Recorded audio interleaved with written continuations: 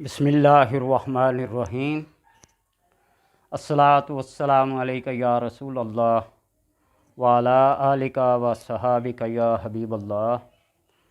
अल्लाहुम्मा सल्लि अला मुहम्मदिन व अला आलि मुहम्मद सल्लल्लाहु अलैका या मुहम्मद नूरुम मिन नूरिल्लाह। ये अमलियात व वज़ाइफ, ये कुरानी आयात, ये अस्माए हुस्ना, ये इंसान की रोज़मर्रा ज़िंदगी में काम आने वाली बातें हैं। आफ़ात व बलियात से बचने के लिए, क़ज़ाए हाजात के लिए, शिफ़ाए अमराज के लिए तीर बहदफ़ हैं। कोई इसे माने या न माने, कुरानी आयात, अहादीस नबविया और अस्माए हुस्ना अपनी जगह एक मुसल्लम अटल हकीकत हैं। ये असरात के बग़ैर, मुअस्सर होने के बग़ैर रह नहीं सकती। इब्न अबी हातिम एक हदीस की किताब है, उसमें ज़िक्र है कि एक बीमार शख्स जिसको कोई जिन सता रहा था, जिन्नात की शरारतों की वजह से वो परेशान था। हज़रत अब्दुल्ला इब्न मसूद रज़ी अल्लाह ताला अन्हो के पास आया तो आप रज़ी अल्लाह ताला अन्हो ने कुरान पाक की ये आयत पढ़कर उसके कान में फूंक मारी, दम किया। वो कौन सी आयत हैं? सूरह अल-मोमिनून 18वां पारा, उसकी आखिरी 4 आयत। अफ़हसिब्तुम अन्नमा खलक़नाकुम अबसन व अन्नकुम इलैना ला तुरजऊन, यहाँ से लेकर कुर रब्बिग़फिर वरहम व अंत खैरुर राहिमीन। ये आयत पढ़कर आपने उसके कान में दम किया। वो अच्छा हो गया, ठीक हो गया, सेहतमंद हो गया, जिन्नात की शरारतों से, उनके सताने से महफूज हो गया।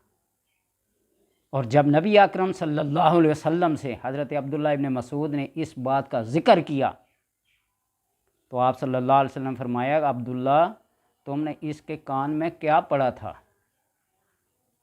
आप सल्लल्लाहु अलैहि वसल्लम के पूछने से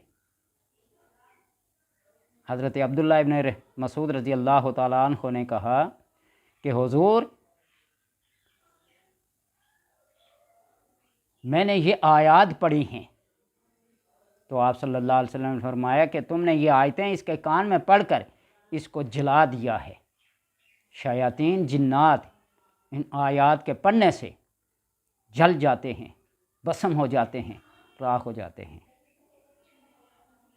वल्लाह, आप सल्लल्लाहु अलैहि वसल्लम ने बतौर कसम फरमाया, इन आयतों को अगर कोई बाईमान बिल यकीन कोई भी शख्स किसी पहाड़ पर पड़े तो वो अपनी जगह से टल जाए, हिल जाए। ईमान, एतकाद और यकीन ज़रूरी है। पहाड़ टल जाए, हट जाए अपनी जगह से। बेशुमार अहादीस में कोई ओहद पर आप सल्लल्लाहु अलैहि वसल्लम अपने सहाबा के साथ अबू बकर उस्मान व अली के साथ तशरीफ़ फरमा थे। तो आपने फरमाया पहाड़ वो खुशी की वजह से हरकत करने लगा। तो फरमाया इतराता क्यों है? तुम्हें पता नहीं है नबी है, सिद्दीक है तुम्हारे ऊपर, और उस्मान अली यानी शहीद हैं हमारे ऊपर। नबी भी है, सिद्दीक भी है और शहीद भी हैं। 3 सहाबा, उमर, उस्मान और अली रज़ी अल्लाह ताला अन्हुम शहीद। तो इसलिए पहाड़ों के भी अंदर हरकत आ जाती है जोश से, फ़ख्रिया तौर पे। इन आयात के साथ अगर आज़ान भी पढ़ ली जाए, और आज़ान के बारे में भी हज़रत अली रज़ी अल्लाह ताला अन्हु और दीगर कई सहाबा से मनकूल है ना कि पढ़कर आसेब ज़दा के कान में, नाफरमान के कान में, सरकश के कान में फूंक दी जाएँ, چاہے انسان ہو یا جانور، وہ تابع ہو جاتے ہیں۔ تو ان آخری 4 آیات کے ساتھ اگر آذان بھی پڑھ کر پھونک دی جائے، اور اس کا طریقہ یہ ہے کہ یہ آیات پڑھ کر رائٹ سائڈ پہ اس کندھے پہ پھونک مار دی جائے، اور آذان پڑھ کر 3 مرتبہ اس سائڈ پہ، تمام شیاطین اور جنات بھاگ جاتے ہیں، جل جاتے ہیں۔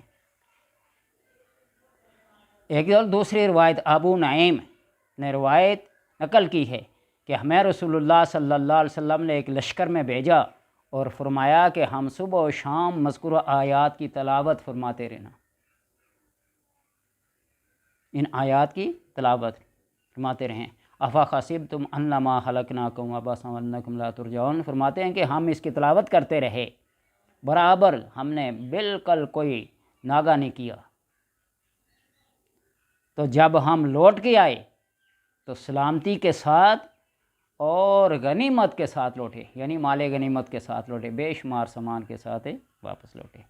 تو اس کا یہ مطلب ہے کہ یہ آیات سفر میں ہوں یا حضر میں ہوں، جنگ میں ہوں یا امن میں ہوں، جہاں کہیں بھی ان آیات کی تلاوت کی جائے اور آذان کے ساتھ کی جائے، آذان بھی پڑھی جائے ساتھ، تو اللہ تبارک و تعالیٰ آفات ارضی اور سماوی جتنی بھی مشکلیں مصیبتیں